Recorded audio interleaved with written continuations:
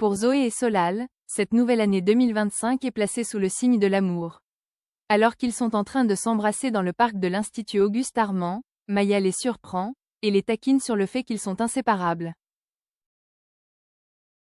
Elle en profite pour dire au jeune homme de faire des choses plus folles avec sa petite amie. Plus tard dans la journée, dans la bibliothèque, Solal informe Zoé et Maya qu'il a trouvé une idée originale pour la soirée. Il veut passer la nuit dans la villa de son père, mais Zoé préfère dormir à la Belle Étoile. Finalement, après un tirage au sort effectué par Maya, le jeune couple opte pour la nuit dans une tente. Pendant le cours de la chef Wiesberg, Maya annonce à Malik que Zoé et Solal vont passer la nuit sur la plage et qu'elle aimerait en faire de même, ce qui n'est pas vraiment au goût de Malik. Gary arrive au même moment, ce qui crée un malaise. Finalement, il confie à Maya et Malik que tout ce qui l'importe, c'est le bonheur de sa meilleure amie, Zoé. Au même moment, sur la plage, Solal essaie de monter la tente, mais il a beaucoup de mal.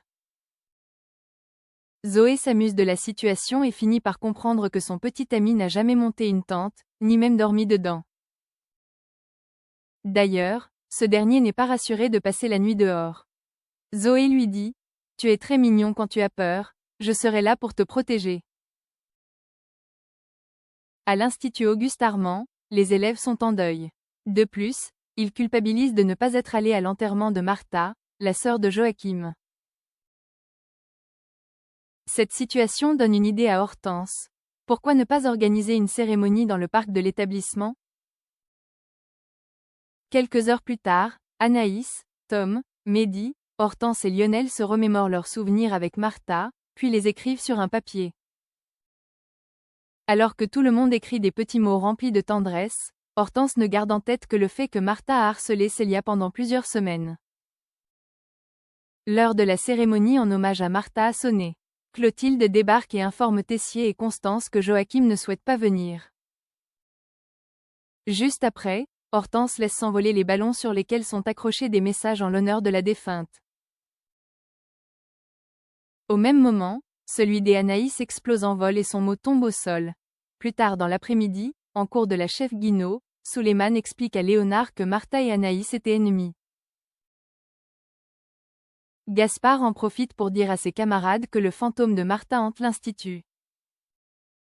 Puis il ajoute : « Je prends très au sérieux les histoires de fantômes. » Au lendemain de l'annonce du décès de Martha, Joachim se remémore les plus beaux souvenirs passés avec sa petite sœur.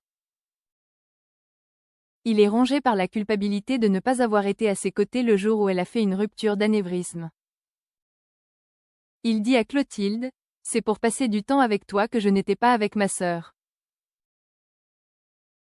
Comme d'habitude, je m'adapte à toi et voilà ce que ça m'a coûté. » Plus tard dans la journée, alors qu'elle prépare son cours en cuisine, Clotilde reçoit la visite de Rose et Constance. Les deux femmes lui conseillent d'aller retrouver son époux, mais la chef leur confie que ce dernier ne veut pas la voir. À son tour, Clotilde semble rongée par les remords. Plus tard dans la matinée, Tessier confie à Constance qu'il se sent impacté par la disparition de Martha.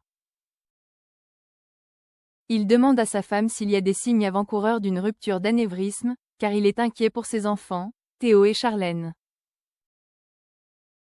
Constance essaie de lui avouer quelque chose, mais au même moment, Tessier reçoit un appel. En soirée, Joachim attend Constance à la sortie de l'institut. Il tient dans sa main la preuve que Martha était venue la consulter peu de temps avant son décès. Constance finit par lui avouer que lorsqu'elle avait rendu visite à Charlène, Martha était présente et elle s'était plainte de nombreux maux de tête, vertiges et troubles de la vision. Face à ces symptômes, Constance avait conseillé à la jeune femme d'aller voir un médecin, mais selon Joachim, sa petite sœur n'a jamais consulté.